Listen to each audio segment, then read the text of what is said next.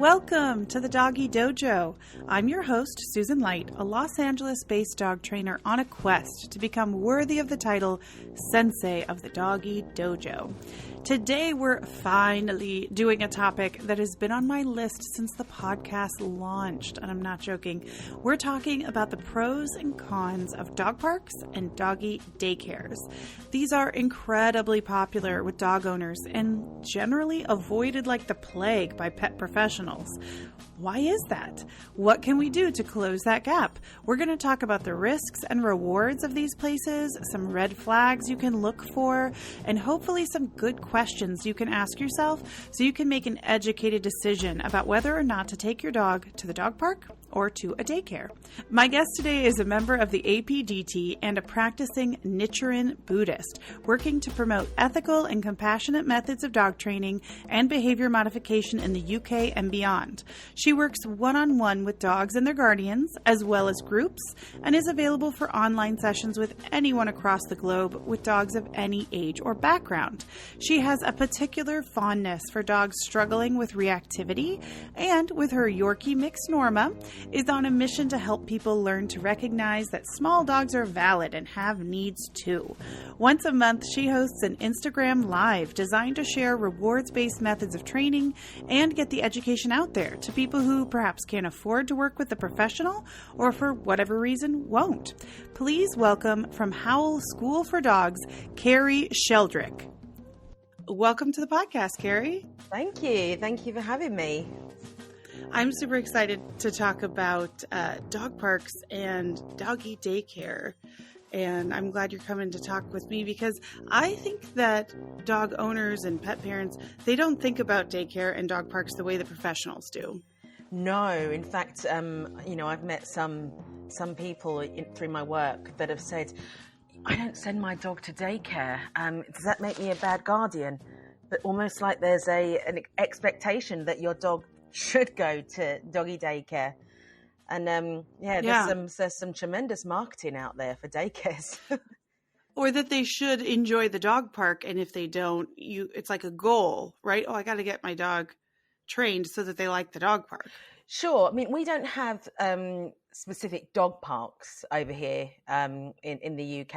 I think over in the States, correct me if I'm wrong, do you have, normal parks that people can go to and walk around, but then you have specific parks that are just for people to take their dogs and nothing else happens there?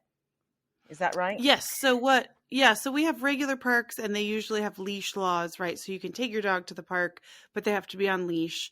And quite often actually even a 6-foot leash. Like I've been told I can't have a long line at parks around here. Wow. So that depends obviously on the rules. Yeah. But the dog parks are basically just fenced off areas where people sit on a bench and they let their dog run around off leash. So sometimes it's just dirt.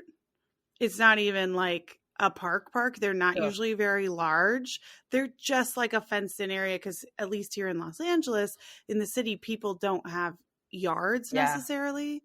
So they're like, I need to get a place where my dog can run around off leash and play with the other dogs. So hence dog parks are super popular in cities, probably not as much, probably not a thing in rural areas. Yeah. Well, over here, we've just got parks and, they'll be for anyone to go to, and you can take your dog there and your dog can be off lead or on lead, and you can have everything else happening around you. You can have picnics happening, kids playing over there. It's all there.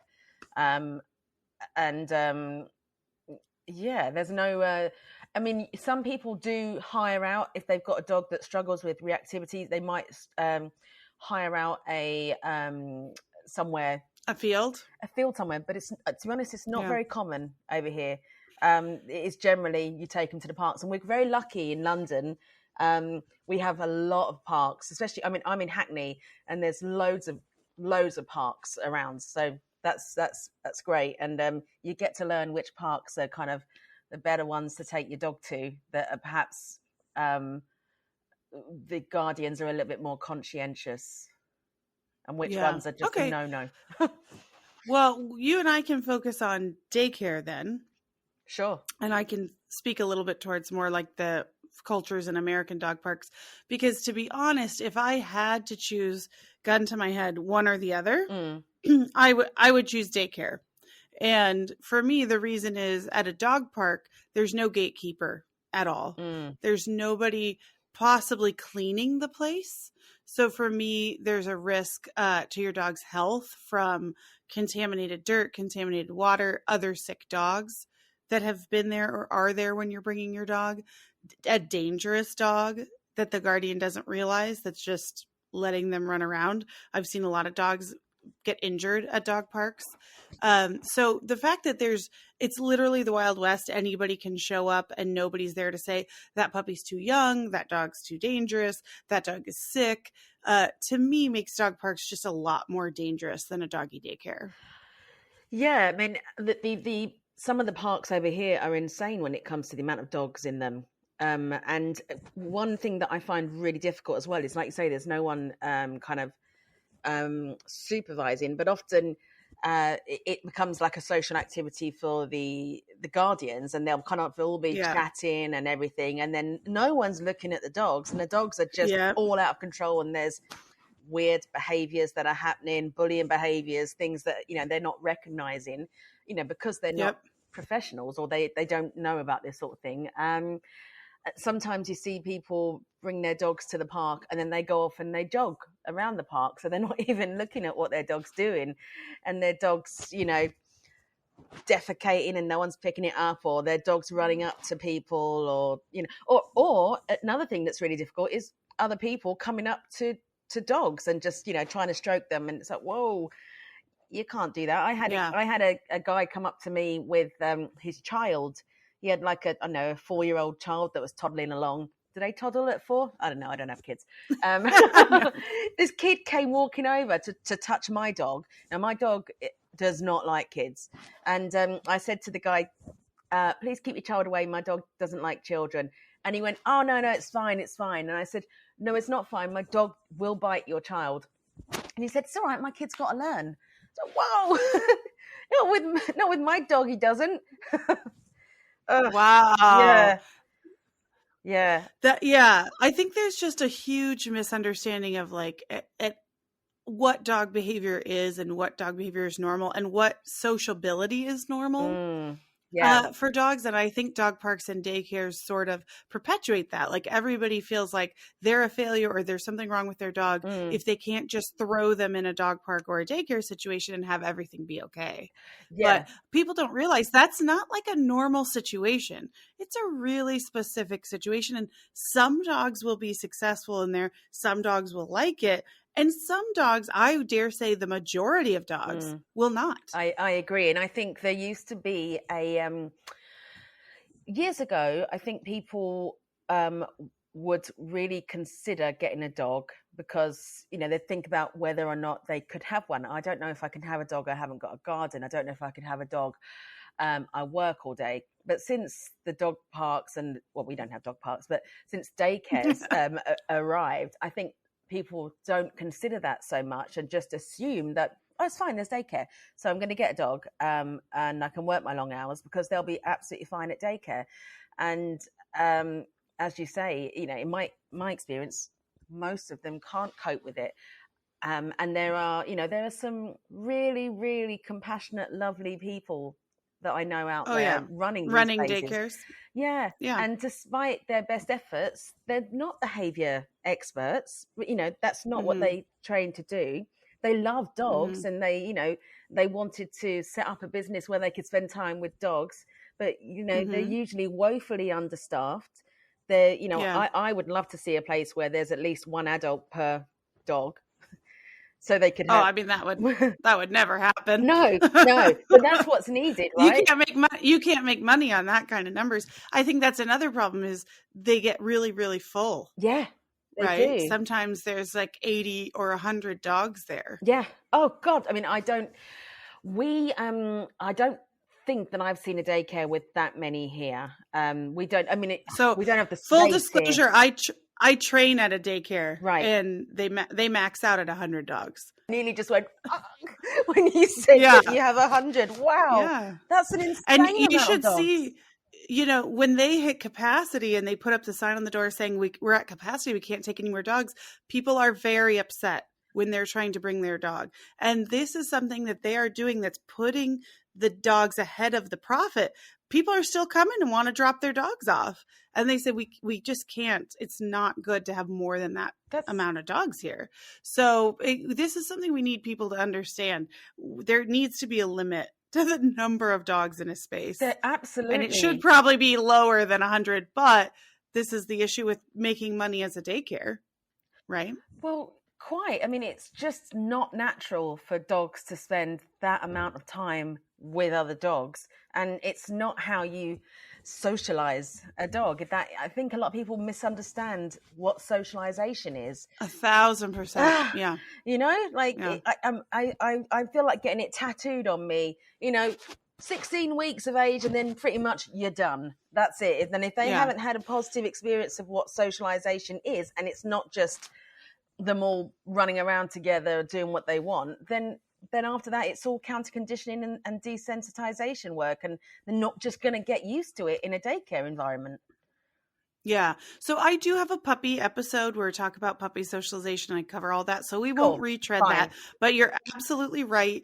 It has to do, guys, with brain development. You can't just be like, oh, here I'm socializing my dog. There are socialization windows. There are fear periods. This is just science. Okay. But please don't take your puppy to the dog park or to daycare to socialize them. No. Do not take just your puppy, your tiny puppy, to a dog park. It's not safe vaccination wise.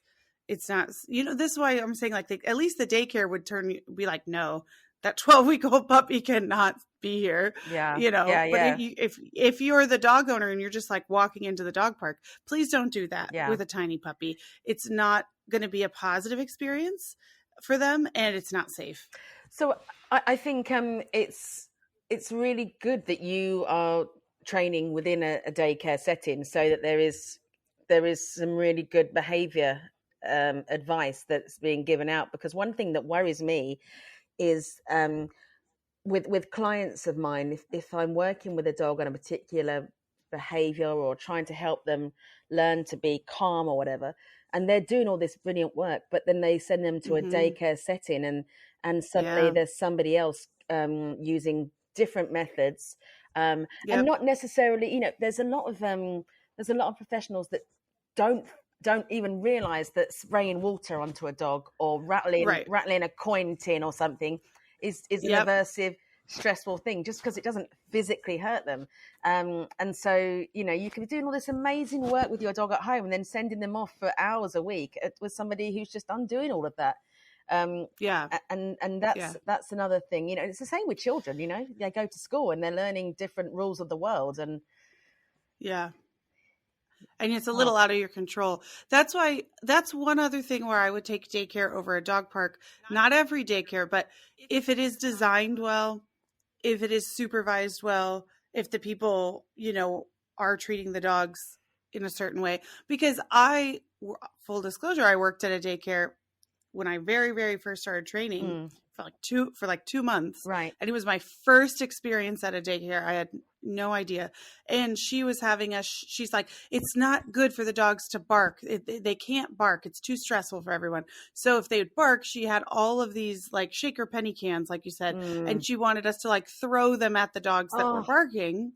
And she had the spray bottles, and she would put a bark collar on a dog that was barking. And that, ultimately is ridiculous, because another dog will bark and that dog will be getting punished. So there's cameras in all of these daycares. If you're taking your dog to a daycare that doesn't have a camera, I would be suspicious. So the parents, if they want, can see what's going on.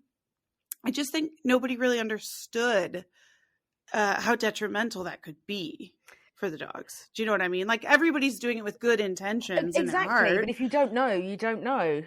We're going to take a short break, but make sure to check out Kerry's website. It's www.howldogs.org, and her Instagram, which is Howl School for Dogs with a period between each word. Both are linked in the show notes. And remember that Kerry hosts an Instagram Live once a month, so make sure to check her out. We'll be right back. I mean, I was looking on the on the UK government website about the actual statutory guidance for doggy daycares over here, and one of the things is that dogs must be kept at all times in an environment that that meets their behavioural needs. Well, That's tough. you need to have somebody that understands a lot about behaviour to ensure that you're meeting that, and they need. And it also says that staff must be responsible for no more than 10 dogs. And 10 dogs is just, how on earth can you monitor all the kind of little nuanced behaviours that are happening between dogs with that many? Yeah. So that's something people should understand. If you're taking your dog to a daycare or a dog park, there is a risk. There's a risk they'll get an illness, just like sending your kid to school, right? Hopefully at a daycare, they're checking for shot records and things. But if you put that many dogs in a room, just like kids, somebody's going to get sick probably at some point. There's the risk of injury because, again, you put that many dogs in a room. They've been there for hours. Some dogs are boarding. They've been there for days. And the stress is high. So there's a risk that even supervised, something's going to happen, right? And somebody could get hurt. Well, absolutely. So just know that before you're taking your dogs to these places. There was a study, a peer-reviewed study that came out looking at the stress signals in the neurotransmitters, the dopamine and the serotonin in the urine of dogs that go to boarding places and anywhere like that where there is lots of dogs, and it showed that there's significantly higher levels of stress in dogs in these situations, and that was, and they all the dogs were relatively healthy dogs. They were quite sure to make sure that they used dogs that were all kind of on the same even keel, and there was a clear indication between the amount of stress in the dogs that went and the ones that didn't. So I would love to read that study. Will you send it to me? I absolutely will send it over to you. Yes. I'm gonna put a link in the bio even. So anybody that's listening that's also interested, let's take a look at that. That's so interesting. So this is what I don't think people understand. They're like, wow, the dog loves it. There's all these dogs for them to play with. But a lot of dogs actually find that many dogs stressful. Yeah. It's a stressful situation. So that's where we sometimes at this daycare, even with the best of intentions, there are dogs that come that we know are not enjoying it. Yes. And it's like this awkward situation of like, do you tell the parents, like, your dog really hates it here? Yeah. Like, please stop bringing them here. You know what I mean? Like, definitely. It's tough. So, because I just think people are like, oh, they love it here. They love it. They love to play. Even a highly social dog, which there are. Yeah. And I think the younger the dog, the more social they tend to be. Some breeds of dog, like doggy daycare, can be a lifesaver sometimes for dogs that really do need to go run around and play. But I think you're talking about like 2 hours twice a week. This is what I mean? It's the amount of time they spend there, because some of them spend all day there every day. Yep. They don't get to rest. They don't get to sleep. And then they come home absolutely wired. And then their guardian, who, for all the best intentions, doesn't recognize that is not that they have got loads of energy. It's because they're totally over threshold emotionally and physically. So they're like, wow, I better send them to daycare tomorrow. They need to burn off all their energy. And inside the dog's like, I need to sleep. Or what usually happens, what I find, is that people are like, as soon as I get them home, they just pass out. I love it. They come, they play, and then they sleep at home. And it's like, that's because your dog has had 8 hours of just being on guard, right? And they're finally like, oh, thank God that's over and I can rest. So it's tough, I think, for people to even read the signs of, how do you know if your dog's enjoying it? Well, exactly. How do you know if it's a positive thing for them or not? Well, yeah, quite. I mean, and dogs are not the most gifted at knowing what's good for them. They live very presently, which is amazing, and I'm really jealous of how presently they live. They're very much in the moment, but they're just like, yeah, this is great. Let's keep going. Let's keep going. Let's keep going. Unless there's somebody there to say, okay, Fido, you need to have a little rest. They're just going to keep going until until something goes wrong, and then suddenly, there's an interaction, and then you've got a dog with reactivity issues that you sent your dog to daycare to solve a problem, and it's created a whole new problem for you just because they went over threshold. Yeah. So that's really important for people to realize. Dogs are not actually pack animals. No. I could have a shirt made. Dogs are not pack animals, okay, people? They're just not. Dogs in the wild don't live in packs. No, I mean, they did studies of the street dogs, in India, and street dogs in Bali, and they watched what their favorite things to do when left to their own devices. And guess what? Sleeping. And then every now and then they might all congregate to somewhere where the food is being given out because there's food there. Mm-hmm. And then they bugger off and do their own thing because they don't want to hang around with loads of dogs getting on their nerves. It's just, yeah. Then you got season, and that's well, that's super important because let's talk about now. So I'll circle back to like, it's your dog. If you need, to take them to the dog park or to daycare, my suggestion is learn dog body language, which is my suggestion to literally everyone. Get Lily Chin's book. Yes, I tell all my clients that. Yep, the best $11 you'll ever spend. Read that so you can start to just open your eyes, watch the video of these daycares, take a look. What's your dog doing? What do you think? And then let's talk about some alternatives though. Let's say, well, shoot. Okay. So I can't take them to the dog park, but my dog loves dogs. What do I do? How do you, meet that need? Because some young dogs especially are very social and they do want to play with some other dogs. So what can we do to sort of meet that need in a healthier way?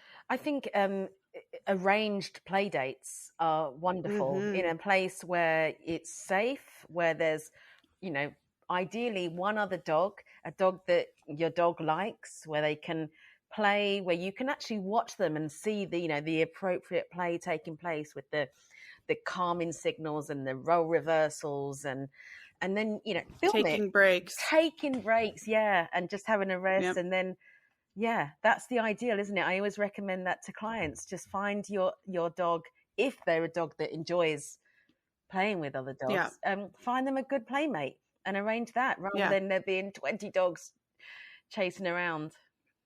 Yeah. So what about though for people who, like you said, they've got to work? They maybe have come to rely on daycare. If they're listening and their eyes are sort of open and they're like, shoot, if I don't take them back to daycare though, what am I going to do? Yeah. I mean, I don't know if you have doggy, Borrow My Doggy over there. Is that an app that you have? That sounds awesome. Do you not have it? We have like Rover and Wag, which are apps that you can find pet sitters and dog walkers on. Yeah, we have Rover. I'm not recommending them. I'd like to say I'm not recommending those two apps. No, me neither. And and also, we have Borrow My Doggy, which is, again, I'm not recommending this, but it exists over here, which is an app for people that love dogs, but perhaps for some reason can't have a dog. And for people that have a dog that perhaps would love to share their dog with somebody, like-minded. So I used to do it years ago when I didn't have my own dog. I used to spend time with other people's dogs because I lived in a flat share and it wasn't possible for me to have a dog there.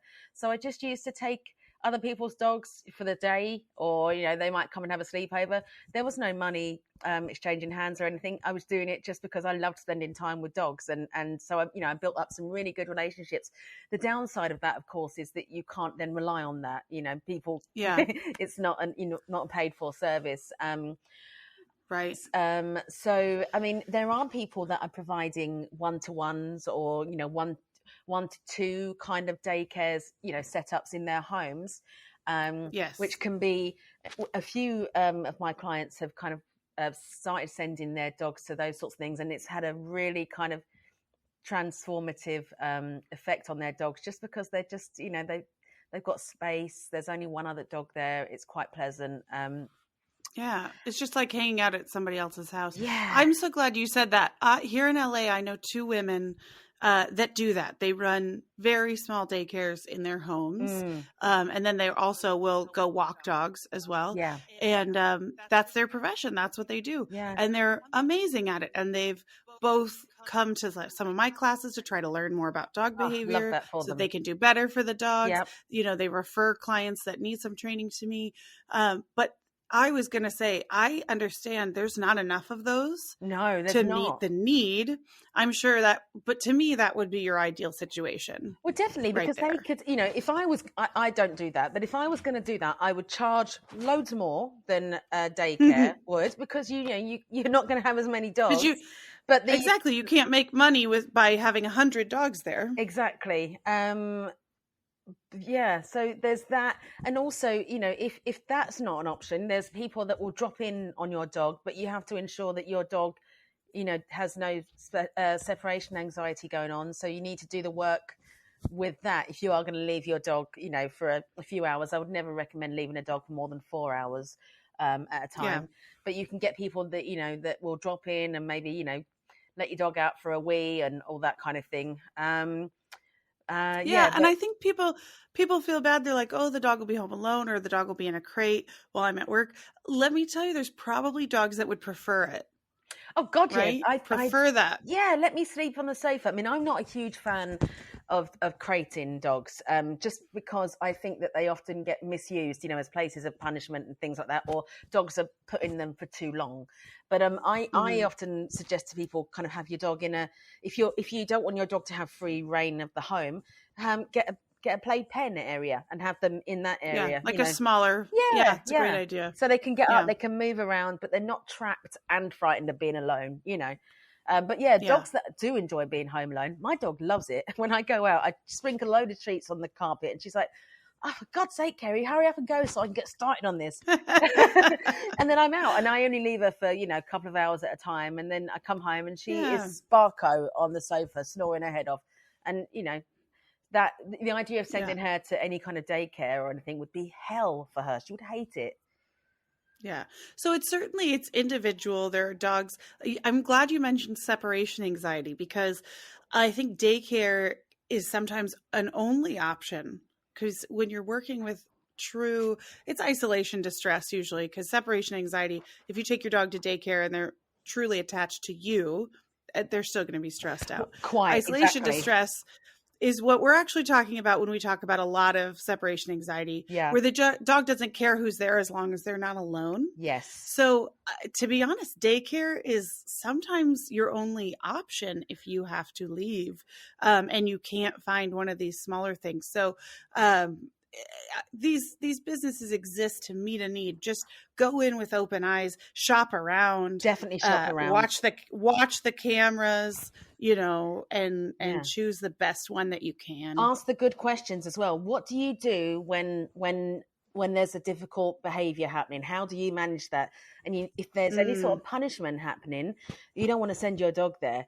Ask them, how do you ensure that the dogs have a space to sleep where they're not disturbed? How do you ensure they get to rest? What qualifications do the staff have?